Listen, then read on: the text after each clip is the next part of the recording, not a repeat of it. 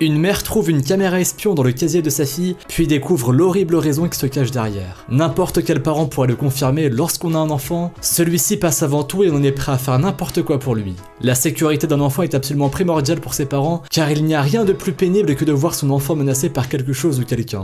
Ainsi, une mère serait prête à aller vraiment loin pour que son enfant puisse se sentir en sécurité, même s'il faut se battre longtemps pour changer une loi. C'est ce qui est arrivé à Christina, la mère de deux petites filles prénommées Mia et Michaela. Christina était mariée à Kelly et le couple vivait dans une petite commune tranquille, près de la ville de Milwaukee aux États-Unis. Tout se passait très bien avec leurs deux filles. À l'âge de 10 ans, Mia était une petite fille très vive, avec une vraie passion pour la natation. Elle aimait nager depuis son plus jeune âge et en grandissant, elle avait décidé de faire partie de l'équipe de natation de son école. Ses parents étaient très fiers d'elle et l'encourageaient à continuer dans cette voie. Avec son équipe de natation, Mia suivait des entraînements hebdomadaires au sein du Recplex, un complexe sportif réputé dans les environs. Cet endroit renfermait notamment une immense piscine, digne d'une équipe professionnelle, et on peut comprendre pourquoi Mia et ses coéquipières adoraient venir s'entraîner ici. Malheureusement, ce lieu était loin d'être aussi parfait que Mia et sa mère le pensaient, notamment en ce qui concerne la sécurité. En effet, un jour, Christina était venue chercher sa fille après un entraînement, et elle l'attendait comme d'habitude dans les vestiaires, le temps que sa fille puisse se sécher et se changer. Alors qu'elle était en train de se changer, Mia a remarqué que ses chaussures et son manteau n'étaient plus dans son casier et que quelqu'un les avait probablement changés de place. Elle a donc appelé sa mère pour que celle-ci vienne l'aider à chercher ses affaires.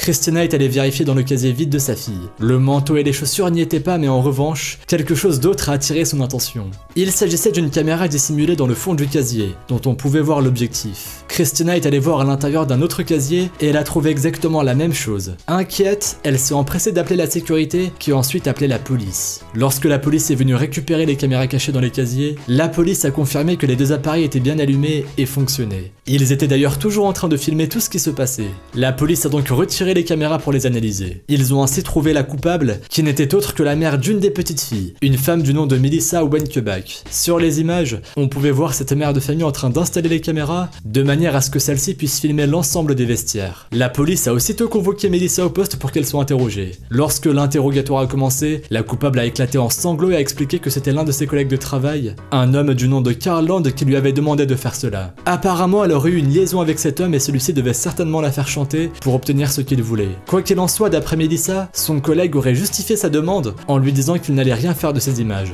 simplement les regarder, et que cela ne ferait de mal à personne. Évidemment, Carl Land a été arrêté immédiatement. La police s'est rendu compte que l'homme possédait chez lui au moins 20 000 heures de vidéos, ce qui constituait une preuve infaillible pour le mettre en prison. Carl Land a donc été condamné à 12 ans de prison, tandis que sa complice Melissa Wenkeback a été condamnée à 6 ans. La mère de Mia était relativement soulagée, mais cela n'était pas assez pour elle. Et oui, au moment du procès, elle avait découvert que lorsque le délit concernait des enfants, le coupable recevait la même sentence exactement que s'il avait concerné une personne adulte. Or, Christina considérait que ce n'était pas du tout le même degré de gravité, puisque dans le cas où il s'agit d'enfants, ceux-ci sont mineurs. À partir de ce moment-là, elle s'est battue dans le but de faire changer la loi. Elle a notamment fait un discours devant le Sénat afin d'expliquer son point de vue et demander la révision de la loi. Et cela n'a pas été en vain puisque le gouverneur de sa région à l'époque a pris la décision de réellement se pencher sur le sujet pour faire changer la loi en vigueur. Et désormais, les sanctions sont beaucoup plus sévères si les victimes sont mineures. Grâce à Christina, s'il arrive désormais la même chose à d'autres enfants ce qu'a vécu sa fille Mia, la loi permettra au juge de condamner le ou les coupables beaucoup plus sévèrement afin de s'assurer qu'ils ne recommencent plus et de garantir le maximum de sécurité aux victimes et aux autres enfants. Je vous disais qu'une mère est capable de faire n'importe quoi pour son enfant. Et bien Christina peut aujourd'hui se féliciter d'avoir fait tout ce qui était en son pouvoir pour que sa fille se sente plus en sécurité lorsqu'elle se rend à ses entraînements de natation.